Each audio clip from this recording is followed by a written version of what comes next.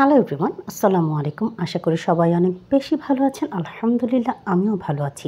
আজকে আপনাদের সাথে আমি শেয়ার করতে যাচ্ছি খুবই টেস্টি একটি স্যুপ।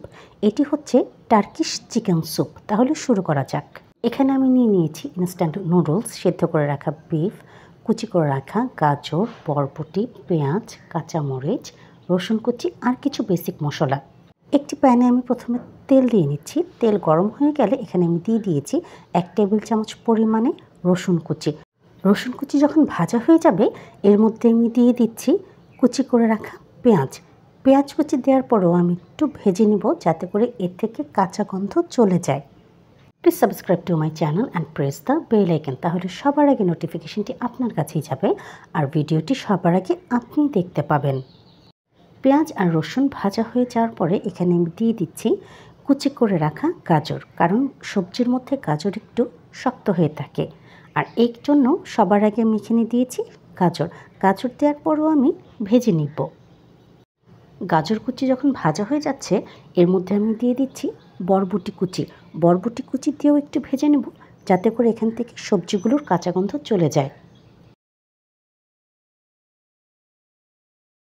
রান্নার এই পর্যায়ে আমি দিয়ে দিচ্ছি 2টো কুচি করে রাখা কাঁচামরিচ। আপনারা যদি বাচ্চাদের জন্য এই স্যুপটি বানিয়ে থাকেন তাহলে মরিচের পরিমাণ কমিয়ে দিবেন।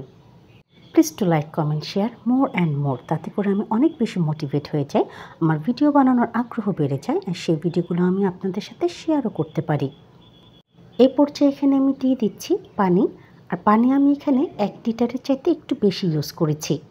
এখানে ডিনারে আমি 4 জনের জন্য এই স্যুপটি তৈরি করেছিলাম। অত্যন্ত হেলদি একটি স্যুপ আর এর টেস্ট হয়ে থাকে অসম্ভব মজার। এবার আমি ওয়েট করতে থাকবো যতক্ষণ না পর্যন্ত পানিটি প্রপারলি বয়েল হয়ে যাচ্ছে। পানি কিন্তু প্রপারলি বয়েল হয়ে গেছে। এবার এ পর্যায়ে আমি দিয়ে দেব শ্রেড করে রাখা চিকেন।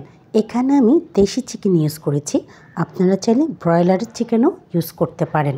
এর সাথে দিয়ে দিয়েছি 1 চা চামচ পরিমাণে অরিগ্যানো, 1 চা চামচ পরিমাণে চিনি, 1/2 চা চামচ পরিমাণে গোলমরিচের গুঁড়ো, 1/2 চা চামচ পরিমাণে আজাইনোমোটো আর পরিমাণ মতো লবণ। আর এবার এখানে আমি দিয়ে দিচ্ছি 1 টেবিল চামচ পরিমাণে টমেটো কেচাপ। তাতে করে লুক এবং টেস্ট দুটোই খুব ভালো আসে। সবগুলো উপকরণ খুব ভালো করে মিশিয়ে নিয়ে এবার এখানে আমি দিয়ে দিচ্ছি 1 প্যাকেট ইনস্ট্যান্ট নুডলস। আর নুডলসের সাথে যে মশলাটা ছিল আমি সেটিও দিয়ে দিয়েছি। আপনারা প্লিজ আমার চ্যানেলটিকে সাবস্ক্রাইব করে দিবেন, তাতে করে আমি অনেক বেশি খুশি হয়ে যাব।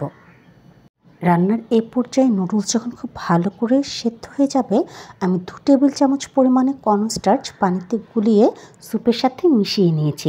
তাতে করে স্যুপে খুব সুন্দর একটি থিকনেস চলে আসবে। কর্নস্টার্চ দেওয়ার পরে 2 থেকে 3 মিনিট রান্না করে নেব যাতে করে কর্নস্টার্চ প্রপারলি কুক হয়ে যায়। আমার স্যুপ কিন্তু অলমোস্ট রেডি হয়ে গেছে। এবার আমি আপনাদেরকে সার্ভ করে দেখাচ্ছি।